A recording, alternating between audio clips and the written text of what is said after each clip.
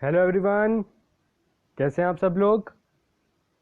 तो जैसे कि हमने रिवीजन क्लासेस स्टार्ट की थी अकाउंटेंसी की, उसका लेक्चर नंबर 2 है। फर्स्ट लेक्चर में हमने अकाउंटिंग टर्म्स के बारे में पढ़ा था, तो आज भी हमारा थोड़ा सा उसी को कंटिन्यू करते हैं अकाउंटिंग टर्म्स को।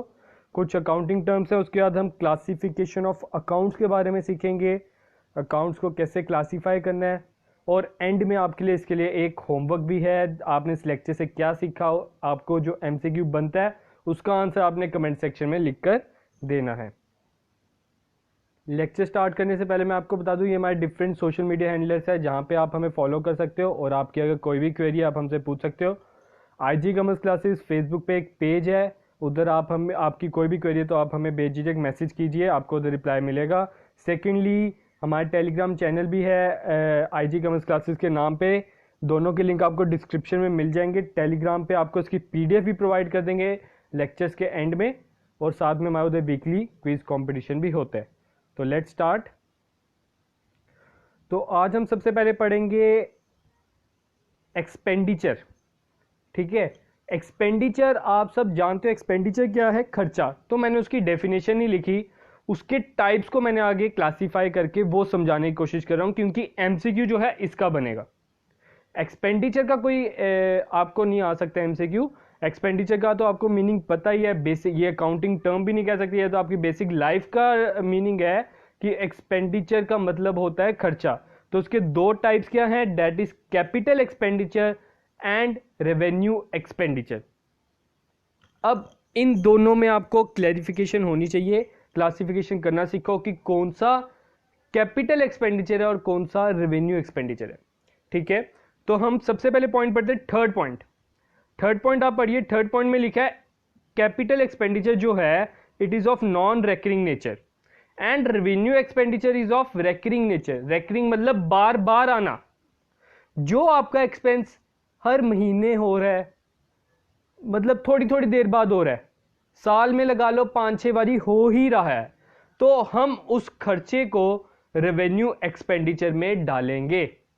जो आपका हर महीने होना ही है, या 2-3 महीने में एक बारी होना ही होना है, साल में 3-4 बारी होना ही होना है, तो उसको हम डालेंगे रेवेन्यू एक्सपेंडिचर में। सेकंड में कैपिटल एक्सपेंडिचर क्या है, it is of non recurring nature. वो कौन सी नेचर का है, नॉन रेकरिंग नेचर। एमसीक्यू में इस तरह से भी आपसे पूछा जा सकता है कि कौन से नेचर का है कैपिटल एक्सपेंडिचर।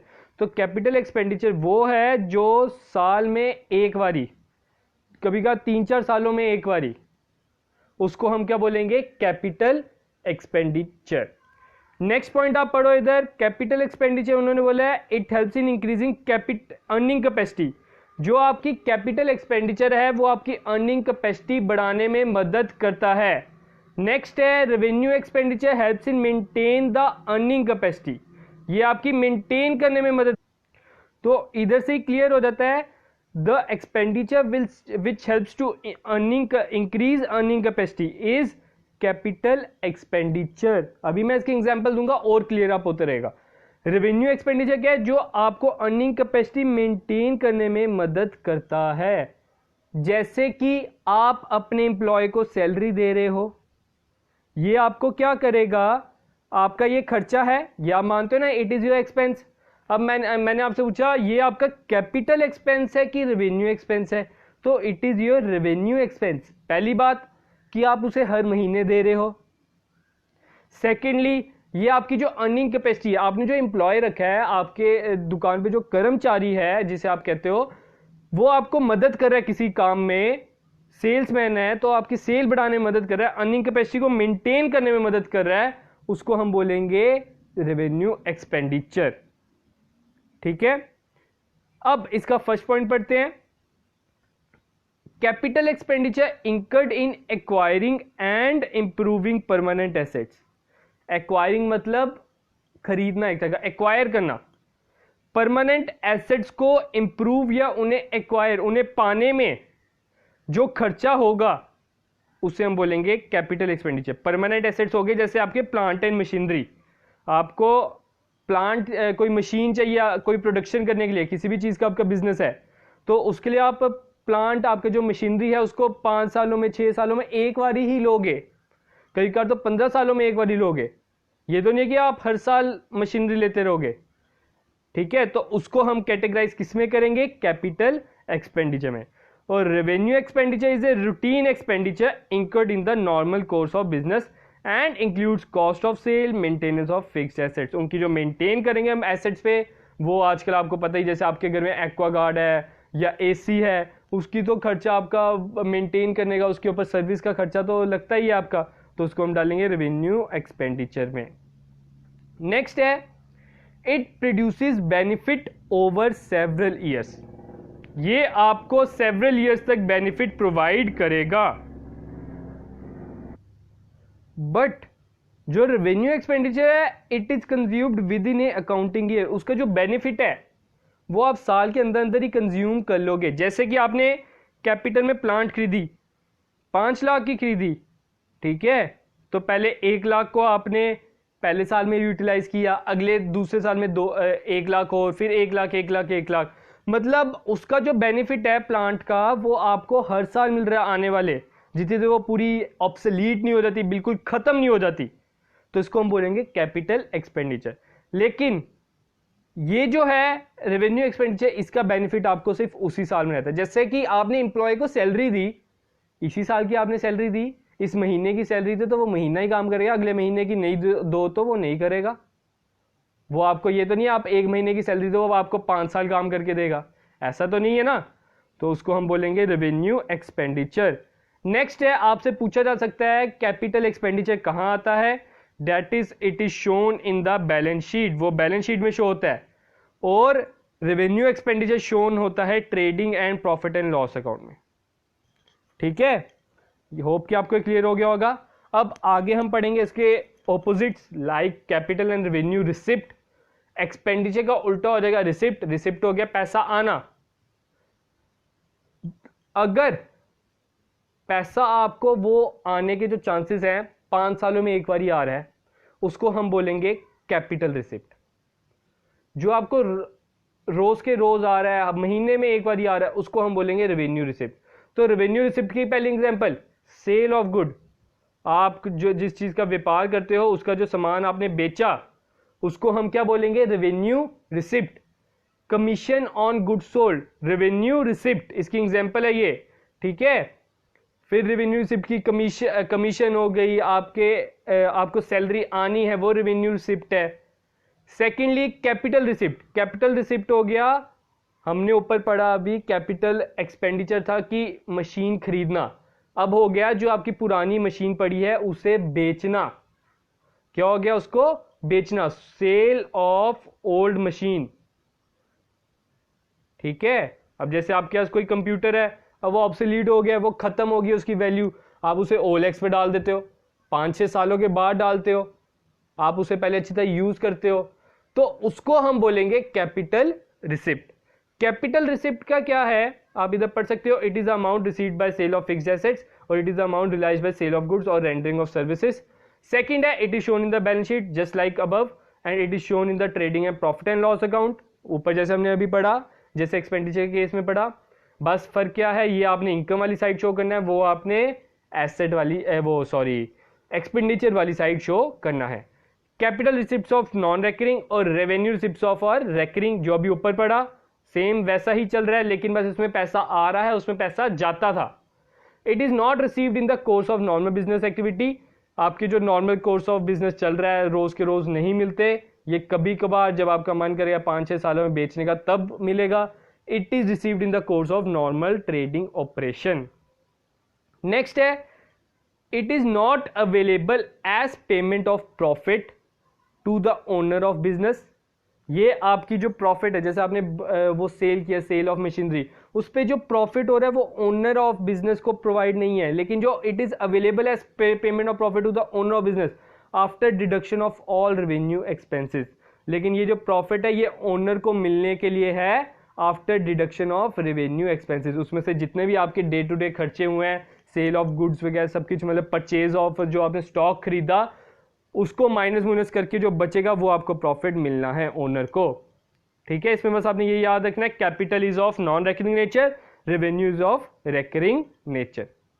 अब हम अपना नेक्स्ट कंसेप्ट पढ़ने जा रहे हैं, that is accounts and its types.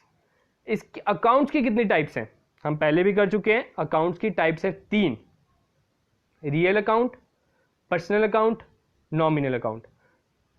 इनकी आपको क्लासिफिकेशन प्रॉपर तरीके से आनी चाहिए, तभी आप आगे जो हमने पढ़ना है journal entries, ledger, trial balance, तो आप इसे सॉल्व कर सकोगे आगे आने वाले यूनिट्स। तो आगे मैं आपको इस वीडियो में यही सिखाऊंगा कि इसे क्लासिफिकेशन कैसे करना है। Let's start. अब अकाउंट को असली में क्लासिफाई किया है 2 तरीकों में, that is personal and impersonal. उन्होंने इम्पर्सनल में डाल दिए हैं रियल एंड नॉमिनल, और पर्सनल में एक ही रहता है, अभी हमने ऊपर पढ़ा पर्सनल, लेकिन पर्सनल को 3 में डिवाइड कर दिया, that is natural person, artificial person, representative person. हमने अभी ऊपर पढ़ा ना, क्या पढ़ा, रियल, पर्सनल और नॉमिनल। जो रियल अकाउंट है और नॉमिनल अकाउंट है, इसको हम डालेंगे इम्पर्सनल में, इसको हम किस में डालेंगे, इम्पर्सनल अकाउंट में। और जो पर्सनल अकाउंट है उसे और 3 में डिवाइड कर दिया, दैट इज आपका क्या आ जाता है, natural person, artificial person and representative person. आगे बढ़ते हैं। पर्सनल अकाउंट की मैंने कुछ टाइप लिखी है। पर्सनल अकाउंट में देखो हमने क्या डालने होते हैं, पर्सन के नाम। इट इज रिलेटेड, मैंने इधर लिखा है रिलेटेड टू द पर्सन्स और इंस्टीट्यूशन, जो लोगों से रिलेटेड होगा, जैसे कि Ram account, Shyam account, Radha account, ठीक है, मोहित अकाउंट, इधर मैंने क्या लिखे हैं, Hitesh account, Sonam account, Akshay account. ये सारे क्या है, पर्सनल अकाउंट। कौन से पर्सनल अकाउंट है ये, अब मैं ये बताता हूं। ये आपके आ जाएंगे नेचुरल पर्सन, जहां पे इंसान का नाम आ जाएगा। आपको पता है राम एक इंसान है, तो उसको हम कंसीडर करेंगे नेचुरल पर्सन में, ठीक है। श्याम एक इंसान है, उसको हम किस में कंसीडर करेंगे, नेचुरल पर्सन में। मोहन एक इंसान है, उसको हम नेचुरल पर्सन में डालेंगे। अब नेक्स्ट बात करते हैं, इसमें हमने इंस्टीट्यूट्स के भी नाम डालने होते हैं, लाइक बिजनेस के पहलवान, रिलायंस जियो। मैंने आपको फर्स्ट वीडियो में पढ़ाया, जब बिजनेस बन गया वो एक पर्सन तो बन गया, लेकिन कौन सा पर्सन बना, आर्टिफिशियल। ये आर्टिफिशियल क्यों, जो रिलायंस जियो है उसके पास अपना दिमाग है, उसको तो चलाने वाला अंबानी है, उसके सपने अपना दिमाग नहीं है। सिर्फ और सिर्फ वो अपने नाम पे प्रॉपर्टी खरीद सकता है। जियो जो है अपने नाम पे प्रॉपर्टी खरीद सकती है, किसी पे केस कर सकती है जियो अपने नाम पे, और मुकेश अंबानी अपने नाम पे केस कर सकता है, ठीक है। वो पर्सन तो बन गया, एंटिटी तो बन गया, लेकिन it is a artificial person. वो क्या है, आर्टिफिशियल पर्सन। नेक्स्ट मैं रिप्रेजेंटेटिव आपको बाद में समझाता हूं इसके बारे में। आगे हम बढ़ते हैं रियल अकाउंट के बारे में। Real account are related to assets and property. Real account क्या है, एसेट्स और प्रॉपर्टी से रिलेटेड। हमने पढ़ा था assets are the property of a business, जिसका बिजनेस मालिक है। तो मैं बोल सकता हूं cash account is a real account, stock account is a real account, ठीक है, goodwill account is a real account, ठीक है। इधर डेटर्स अकाउंट भी आ गया, वैसे हम डेटर्स को इसमें नहीं कंसीडर करते, डेटर्स आपका नाम में ही आ जाता है, जैसे राम अकाउंट। डेटर इसलिए इसमें आ गया क्योंकि एक कंपोजिट नाम दे रहा हूं उनका, तो डेटर अकाउंट आपका रियल में आप घुसा सकते हो, लेकिन जब आपको सिंगुलर नाम दिया जैसे राम अकाउंट, तो वो आपका कौन सा आ जाएगा, personal account. Shyam account, Shyam समझ लो आपका डेटर है, तो वो किस में आ जाएगा, पर्सनल अकाउंट में। Third one is nominal account. Nominal account is related to expenses and income. Nominal account किससे रिलेटेड है, एक्सपेंसेस एंड इनकम। जितने भी खर्चे हैं उसे नॉमिनल में डाल दो, जैसे कि सैलरी पेड, पेड लग गया तो समझ लो खर्चा है। Salary received, salary received, received का मतलब इनकम, तो इनकम भी आपने इसमें डालनी है। जितने भी खर्चे या इनकम है उन्हें आपने किसमें डालना है, नॉमिनल अकाउंट में। जैसे आप पढ़ सकते हो इसमें salary account, rent account, commission account, discount account. Discount received भी हो सकता है, डिस्काउंट अलोड भी हो सकता है, कमीशन रिसीव्ड भी हो सकता है, कमीशन पेड भी हो सकता है। रेंट पेड हो सकता है, रेंट रिसीव भी हो सकता है, सैलरी पेड भी हो सकता है और सैलरी रिसीव भी हो सकता है। अब आगे मैंने थोड़े से नॉमिनल अकाउंट्स के और टाइप्स डाल दिए हैं। आप इधर देख सकते हो, ये सारे खर्चे हैं, वेजेस अकाउंट, ये खर्च एक्सपेंसेस में डाल दिए, लेकिन आएंगे तो नॉमिनल के अंडर ही। थर्ड है, सेकंड है अकाउंट इनकम, ये सारे रिसीव लगा दिए साथ, तो इनकम बन गई बस, और कोई डिफरेंस नहीं है इसमें। नेक्स्ट आगे बढ़ते हैं हम, रियल अकाउंट। रियल अकाउंट में कौन कौन से आ जाएंगे, जो जो एसेट्स हैं मैंने आपको बताया, land and building, machinery, furniture, vehicle, goodwill, patent, copyright. Investment, आप कहीं भी इन्वेस्टमेंट करोगे, ठीक है, आपकी कोई एफडी है तो वो भी क्या आएगी आपकी रियल अकाउंट में, कहीं भी आपने इन्वेस्टमेंट की। सेकंड, करंट अकाउंट में कैश और स्टॉक अकाउंट, ये सारे और सारे रियल अकाउंट है। ये मैंने आपको डिवीजन करके बता दिया, क्योंकि आने वाले दिनों में जैसे मैंने आपको बताया था हमने लाइव सेशन करना है, उसमें मैं आपका इसी चीज का टेस्ट लेने वाला हूं कि ये आपका रियल अकाउंट है, नॉमिनल अकाउंट है, अगर पर्सनल अकाउंट है तो पर्सनल अकाउंट कौन सा पर्सनल अकाउंट है, आर्टिफिशियल है, रिप्रेजेंटेटिव है कि आपका नेचुरल है। इन तीनों में से आपने क्लासिफिकेशन करके बतानी है, जो हम अगली लाइव सेशन करेंगे, आपको बता दूंगा बहुत जल्द। नेक्स्ट आगे बढ़ते हैं, पर्सनल अकाउंट जो लास्ट है। पर्सनल अकाउंट का आपको पता है 3 में मैंने सब डिवीजन की है, एक नेचुरल पर्सन, आर्टिफिशियल पर्सन और रिप्रेजेंटेटिव, ठीक है। आर्टिफिशियल में कौन कौन, नेचुरल में कौन कौन आएगा, जो भी किसी इंसान का नाम होगा, जैसे राम अकाउंट, श्याम अकाउंट, शांति अकाउंट, ये सारे कौन आएंगे, नेचुरल पर्सन।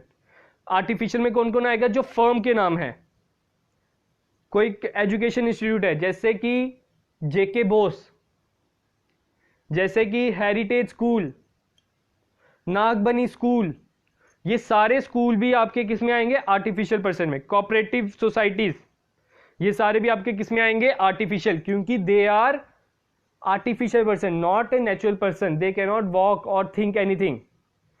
थर्ड है आपका रिप्रेजेंटेटिव। रिप्रेजेंटेटिव पर्सनल अकाउंट कौन से होते हैं, उसमें आप डालते हो account relating to representing a person, जो किसी पर्सन को रिप्रेजेंट कर रहे होंगे।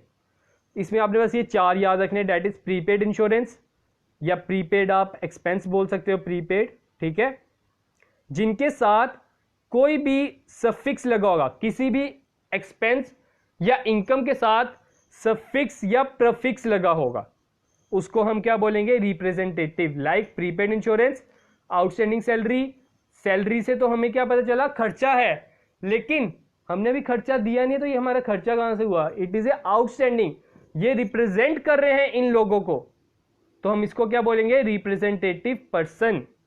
आउटस्टैंडिंग रेंट क्या होगा, रिप्रेजेंटेटिव पर्सन। आउटस्टैंडिंग वेजेस क्या होंगे, रिप्रेजेंटेटिव पर्सन। होप कि सबको क्लियर अप हो गया होगा। इसकी पीडीएफ मैं आपको प्रोवाइड कर दूंगा after completion of this topic. तो आगे आपके लिए जो मैंने बोला था होमवर्क है, ये आपके लिए 2 क्वेश्चन है, मैं ऊपर समझा चुका हूं, इसके आपने आंसर लिखने कमेंट सेक्शन में। पहला पार्ट क्या बोल रहा है, which one is the capital expenditure. 4 part दिए हैं, इसमें से बता दो कौन सा है कैपिटल एक्सपेंडिचर। कैपिटल एक्सपेंडिचर वो है is of non recurring nature, साथ में वो देखना है आपने खर्चा होना चाहिए, कहीं इनकम ना हो, ठीक है।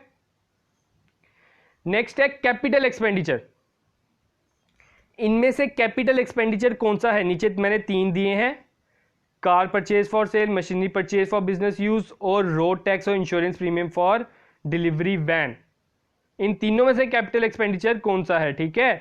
तो फर्स्ट एंड सेकंड है, सेकंड एंड थर्ड है, फर्स्ट एंड थर्ड है, फर्स्ट सेकंड थर्ड, अगर तीनों है तो फोर्थ ऑप्शन आ जाएगा, वो आपने इसके आंसर कमेंट सेक्शन में लिख देने हैं।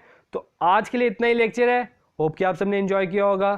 Thank you, have a good day, और कल मिलते हैं नए लेक्चर के साथ। एंजॉय योर डे, और ऐसे ही हमारे साथ बने रहिए, क्योंकि मैंने आपको बताया मैं कि आपका लाइव सेशन लूंगा, मोस्ट प्रोबेबली कि संडे को हो जाए।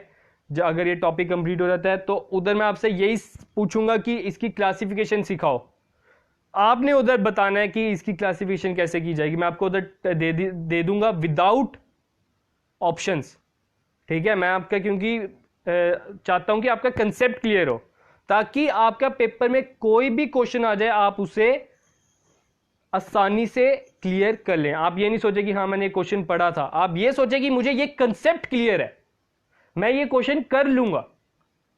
तो इतना ही आज के लिए, हैव ए गुड डे।